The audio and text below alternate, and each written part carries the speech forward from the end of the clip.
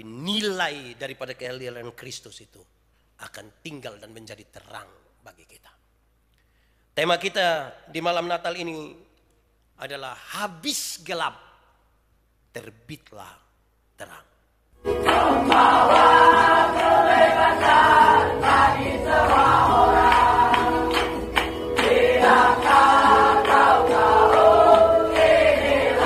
Karena itu saya percaya di dalam nama Tuhan bahwa Natal kali ini tidak sia-sia.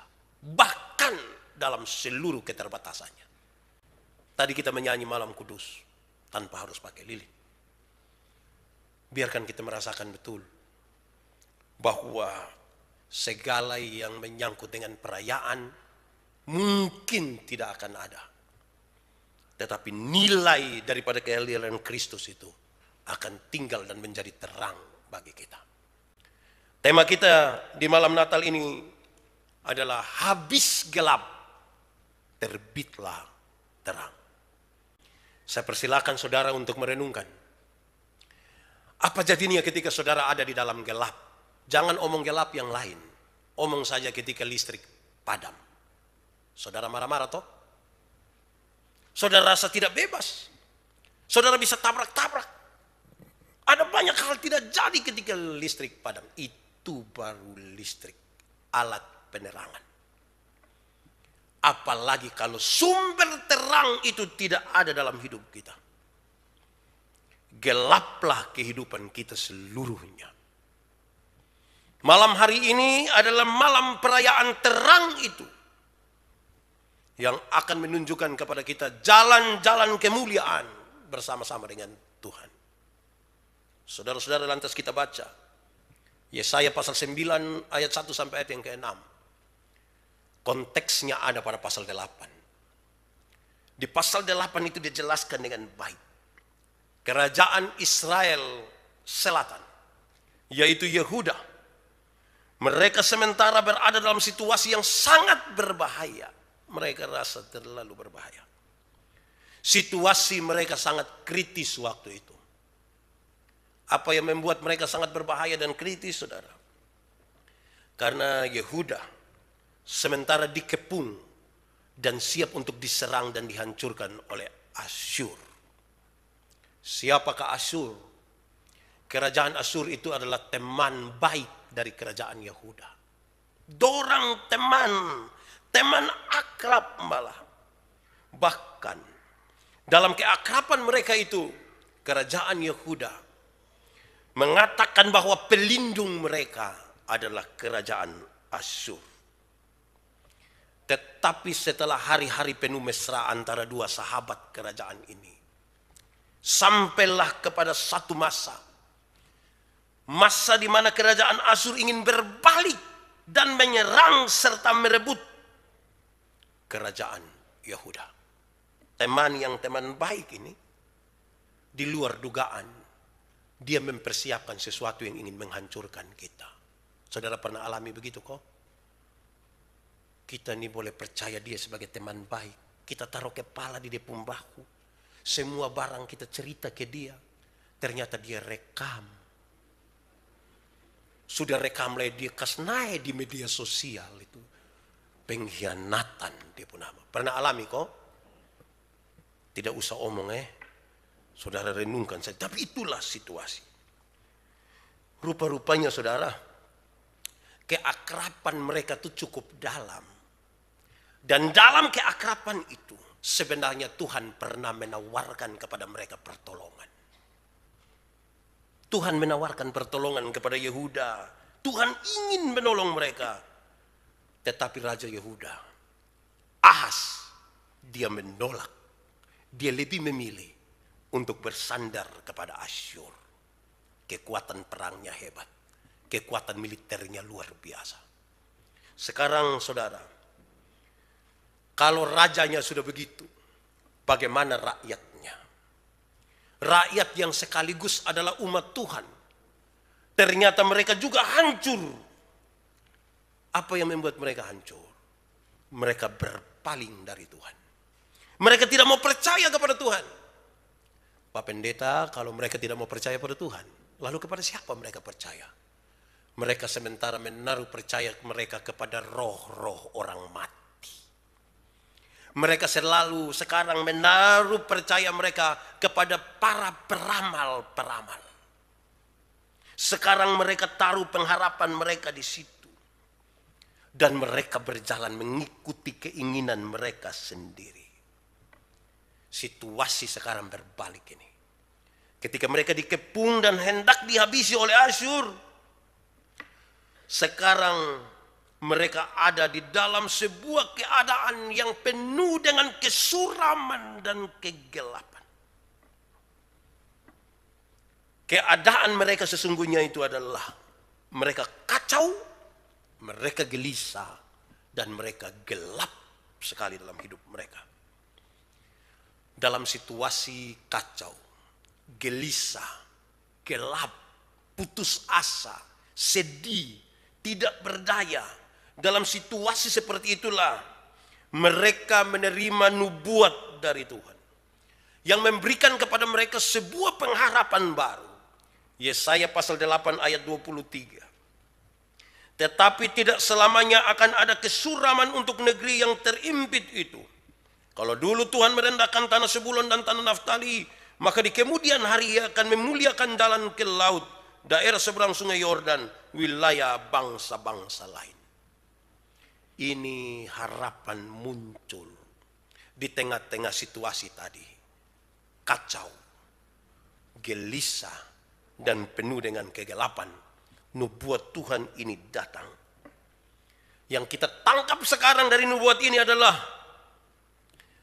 umat Israel telah berpaling dari Tuhan, tetapi Tuhan tetap mengingat mereka. Kasih Tuhan terlalu luar biasa, jahat sekali.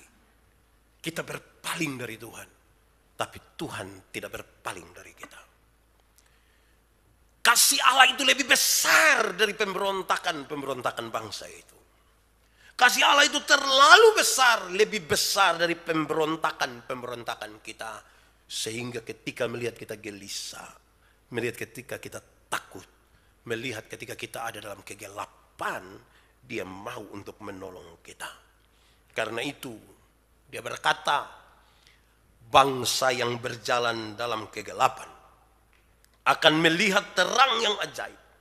Yang diam di negeri kekelaman akan melihat cahaya baru dari Tuhan yang membuat mereka akan berpengharapan.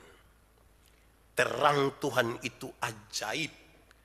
Terang yang ajaib itu akan membawa umat yang dalam kegelapan itu, supaya mereka bersuka cita. Engkau telah menimbulkan banyak sorak-sorak dan sukacita yang besar. Mereka telah bersuka cita di hadapan-Mu, seperti sukacita di waktu panen, dan seterusnya. Saudara-saudara, di tengah terluka perasaan mereka oleh karena pengkhianatan kerajaan Asyur kepada mereka, mereka seperti kehilangan tempat untuk bersandar, kehilangan kepastian. Tetapi firman Tuhan datang. Sebab seorang anak akan lahir untuk kita. Seorang putra telah diberikan untuk kita. Lambang pemerintahan ada di atas bahunya. Di tengah situasi seperti itulah Mesias itu diberikan kepada mereka. Mesias yang hadir itu membuat umat yang gelisah itu menjadi bergairah kembali. Kehadiran Mesias itu melenyapkan ketakutan. Kekerasan oleh karena perang itu berubah menjadi cinta kasih, berubah menjadi perdamaian. Apakah cukup sampai di situ? Tidak, lebih lagi. Nubuat itu mengungkapkan identitas dari Mesias yang akan membawa terang bagi keadaan yang suram dan gelap itu.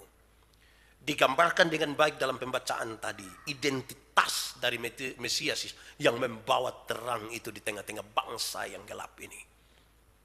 Satu, Dia itu penasihat ajaib. Apa yang dimaksud dengan penasihat ajaib? Pada Mesias itu roh Allah, roh hikmat dari Tuhan Allah yang melampaui segala akal dan pikiran itu ada pada dirinya. Sehingga ketika orang mengalami kebimbangan tentang kesuraman dan perjalanan ke masa depan, tidak usahlah bertanya pada roh-roh orang mati. Tidak usah pergi kepada para peramal. Karena Tuhan kita itu adalah penasihat ajaib. Roh Allah yang maha tinggi, yang melebihi akal dan pikiran itu ada padanya. Jadi yang suka pi omong-omong di kuburan, berhenti sudah. Saudara tinggal dalam kegelapan. Sekalipun saudara pi dan pi langsung bilang shalom.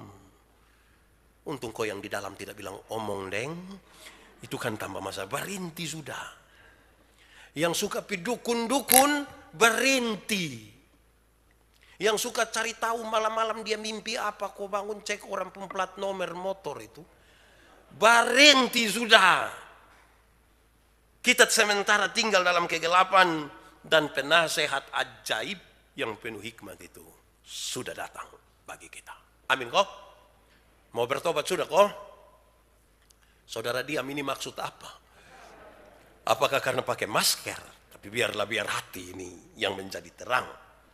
Identitas kedua yang disampaikan adalah Allah yang perkasa. Dia bukan saja penasehat ajaib, tapi dia Allah yang perkasa. Gambaran tentang seorang pahlawan gagah perkasa yang tidak akan pernah terkalahkan oleh siapapun dan oleh militer sekuat apapun.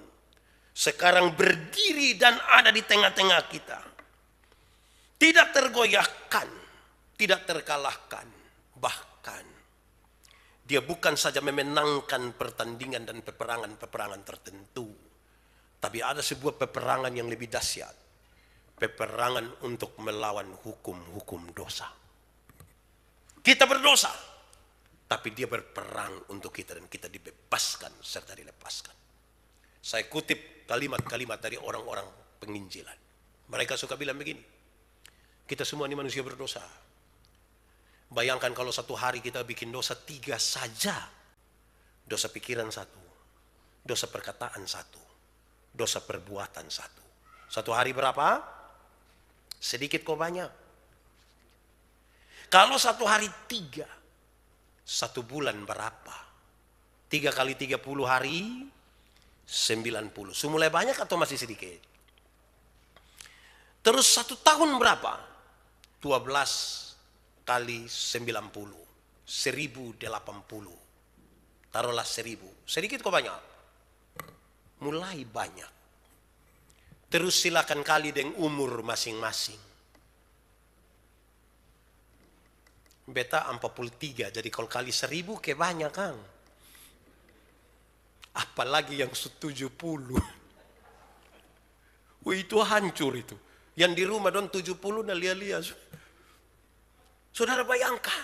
Dan dia berperang untuk itu. Supaya kita yang tersandra oleh dosa dilepaskan. Terlalu ajaib kasih Tuhan. Saudara malam hari ini datang tidak sia-sia. Saudara mengikuti ini ibadah sekalipun hanya lewat siaran di YouTube atau di Facebook. Saudara tidak sia-sia. Karena berita ini disampaikan lagi. Tuhan berperang bagi kita. Identitas ketiga yang disampaikan adalah dia Bapa yang kekal. Bapa kekal. Sebutan tentang Bapa kekal itu menarik. Kenapa? Karena karakter kepemimpinannya sebagai seorang Bapa yang penuh kasih itu melekat kepada kita sepanjang masa. Terselip di situ. Kalau dia Bapa, kitalah anak-anaknya. Sebuah pengangkatan yang luar biasa. Karena kita bukan lagi budak. Kita bukan lagi hamba. Tetapi dia mengangkat kita sebagai anak-anaknya. Dia yang hina di kandang itu. Yang mengangkat kita menjadi anak-anak Allah. Kalau kita diangkat menjadi anak-anak Allah. Jangan biarkan diri kita jatuh lagi. Dan turun ke dalam lumpur dosa itu. Karena kasih Bapa yang besar itu membawa kita dari situ. Keluar dari situ. Saudara, identitas yang terakhir adalah dia Raja Damai. Dia Raja Damai. menciptakan sebuah kedamaian, sebuah damai sejahtera yang utuh.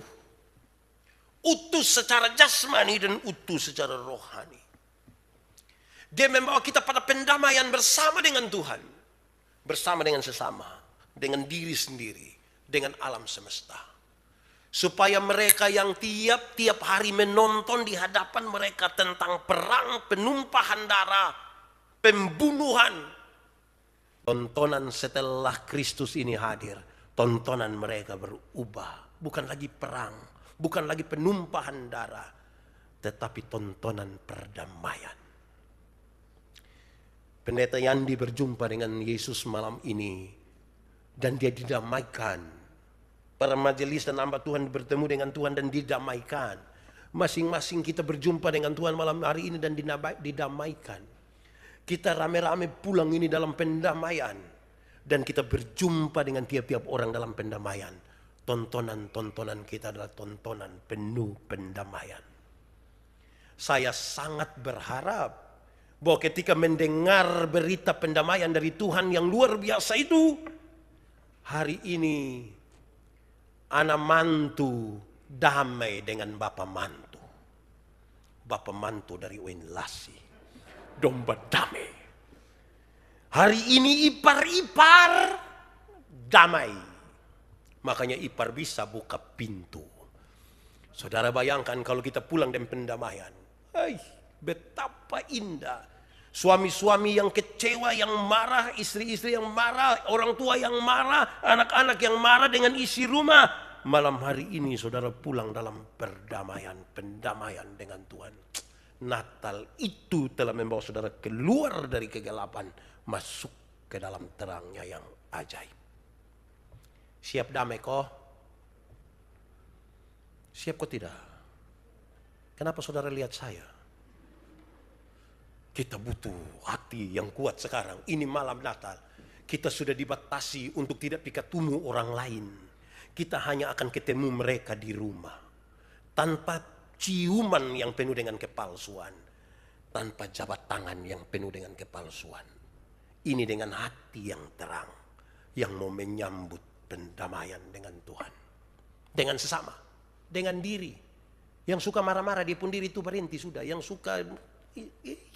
Kadang-kadang kita ini suka apa kok dan kita pun diri. Tidak terima kita pun diri. Baru nonton film Ikatan Cinta, kita suka mau, tidak usah. Jadilah kita pun diri toh. Terima kita pun diri. Tidak usah banding dengan tetangga, tidak usah banding dengan siapapun. Terima kita pun diri, terima kita pun keberadaan. Terima kita pun pipi, terima kita pun hidung, terima kita pun semua. Aman toh. Berdamailah dengan alam semesta. Acara-acara Natal di luar kan tidak ada. Jadi siapa yang, kalau kami di kampung itu acara Natal berarti potong buang pohon dong. Bayangkan kalau 12 rayon bikin Natal, pohon 12 hilang. Dong mulai berdamai sekarang dengan alam semesta. Itu baik. Jadi saudara pulang sebentar berdamai. Sudah kok berita ini menjadi baik. Nah saudara-saudara, Pak Pendeta, saya ini hidup dalam terang. Saya hidup dalam terang, jadi saya kira ini yang belum dapat terang dong dengar sudah. Apakah memang begitu? Belum tentu. Pembacaan ini mengisyaratkan kepada kita tentang 4 kegelapan, 4 kesuraman hidup. Dan dalam kegelapan dan kesuraman hidup itulah Tuhan datang untuk mengeluarkan kita di situ, membawa kita kepada terangnya yang ajaib. 1, kegelapan kita adalah ketakutan. Situasi di mana mereka sementara terjepit itu kan bodoh dan ketakutan.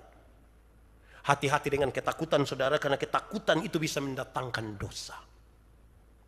Kita ini kalau sudah terlalu takut berarti bisa seraba ame dosa itu. Jadi kalau hari ini saudara ada dalam ketakutan, terang itu datang buat kita. Ketakutan itu adalah gelap.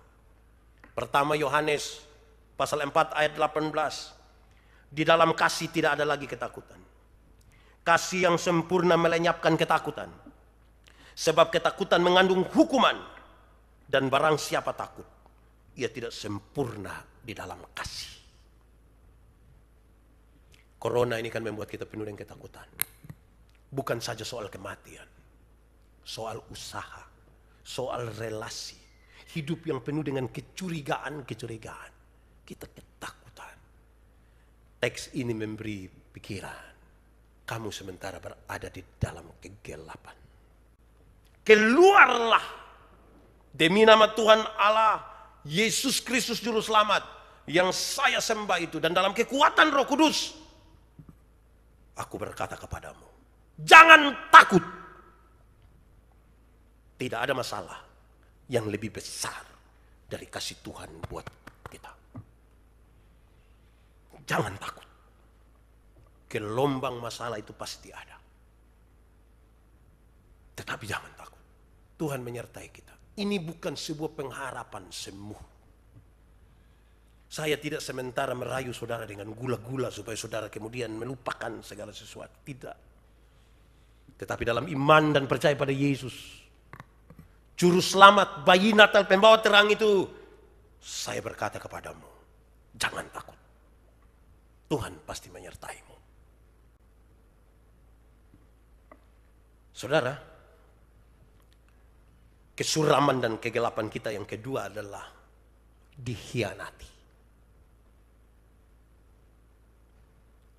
Asyur mengkhianati Yehuda. Ini sebuah kesuraman. Pernahkah saudara dikhianati kok? Pernah? Itu orang yang mengkhianati saudara ada duduk di saudara pun sebelah. Jangan lihat dia pemuka. Saudara akan merasa apa kalau dikhianati? Kecewa. Kecewa. Dikhianati itu buat kita sakit hati, kecewa. Kalau kece saja tidak apa-apa. Ini tambah wah. Kecewa. Wah itu sakit hati Kekecewaan itu saudara bisa membuat kebahagiaan kita hilang.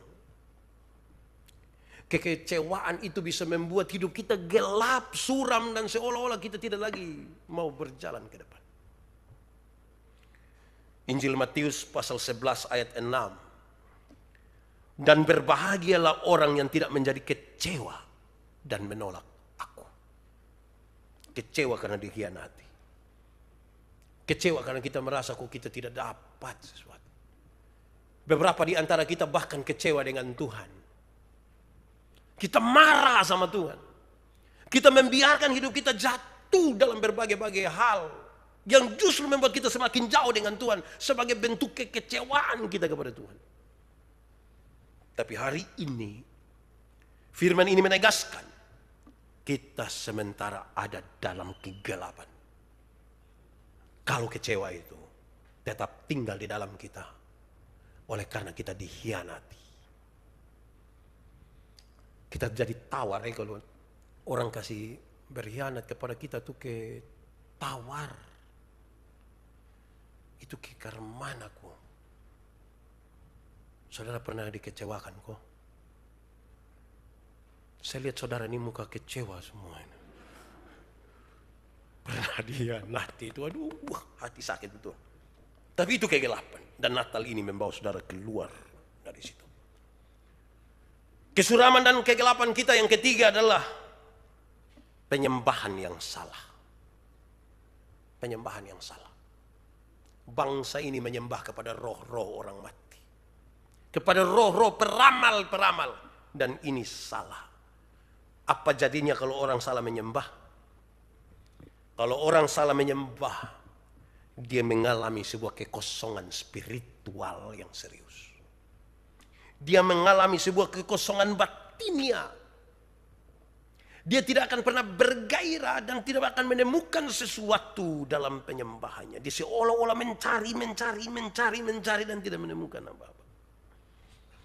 Karena dia salah. Salah dalam penyembahan. Saudara, saya kutip satu ayat pertama Petrus pasal 4 ayat 3. Sebab telah cukup banyak waktu kamu pergunakan untuk melakukan kehendak orang-orang yang tidak mengenal Allah. Kamu telah hidup dalam rupa-rupa hawa nafsu, keinginan, kemabukan, pesta pora, perjamuan minum, dan penyembahan berhala yang terlarang. Orang yang mengalami kekosongan spiritual memberikan dirinya kepada hal-hal yang disebutkan tadi. Tidak aman hidupnya. Pak Pendeta, saya merasa saya tidak pernah melakukan itu. Apakah aman? Belum tentu. Kenapa? Karena kita juga tidak berdamai dengan Tuhan. Beberapa orang tidak melakukan itu, tapi kita minta beribadah, dia tidak mau juga. Dia merasa persekutuan bukan hal yang baik. Dia merasa fokus kepada apa yang perlu dia kerjakan hari ini lebih penting daripada kita beribadah. Merawat persekutuan bukanlah panggilannya. Dan saya kira itu sebuah kesuraman dan sebuah kegelapan. Yang terakhir, kesuraman dan kegelapan kita adalah tempat berharap yang salah. Bangsa ini menaruh harapan mereka kepada kekuatan militer dari Asyur. Justru ini kesuraman. Kalau orang yang salah menaruh harap, apa yang akan terjadi dalam hidupnya? Dia tidak akan pernah punya masa depan yang baik. Saya kutip 3 ayat. Berkaitan dengan perjalanan Gemit Agape di tahun ke-51, kita ada dalam semangat tema ini. Saya kutip ayat-ayat ini, Amsal 23 ayat 18. Karena masa depan sungguh ada, dan harapanmu tidak akan hilang. Kristus sudah datang. Masa depan ada. Yang seputus asa dong, berhenti. Masa depan ada, kan Kristus sudah datang. Yang kecewa dan putus asa dan tidak boleh pergi ke jembatan Liliba. Saudara tidak punya masa depan di sana. Yang kecewa dan putus asa, jauhkan mereka dari pisau. Kecuali kalau pisau cukur. Jadi jangan bawa kita hidup kepada hal yang tidak ada masa depan. Karena Kristus sudah datang. Masa depan ada. Harapan tidak akan hilang. Amsal pasal 24 ayat 14. Ketahuilah. Demikian hikmat untuk jiwamu. Jika engkau mendapatnya, maka ada masa depan. Dan harapanmu tidak akan hilang. Amsal 24 ayat 20. Karena tidak ada masa depan bagi penjahat, pelita bagi orang fasik akan padam. Kristus sudah datang. Jangan lagi jadi penjahat. Karena pelita orang fasik pasti padam. Tapi terang dengan Tuhan itu tidak akan pernah padam. Karena sekaligus dia akan memeteraikan kita. Memegang kita kuat-kuat dan tinggal di dalam terang. Hari ini saudara di malam Natal yang syahdu ini. Malam Natal yang sangat berbeda dengan malam-malam Natal yang lain. Ada sejumlah dari kita ini ternyata tidak mampu dan tidak bisa berjumpa dengan keluarga-keluarga karena kita dibatasi. Mungkin ini malam yang penuh dengan perenungan tetapi penuh kekecewaan dan kesedihan serta kepedihan. Buka hati baik-baik. Biarkan terang itu datang, biarkan terang itu masuk. Mereka yang tinggal di dalam kekelaman, terang telah terbit atasnya. Biarkan malam hari ini menjadi malam yang penuh harapan. Maju bersama-sama dengan Tuhan. Karena Dia menuntun kita ke sorga. Ambil waktu sekarang. Kita tunduk kepala di hadapan Tuhan. Kita angkat hati kita pada Tuhan.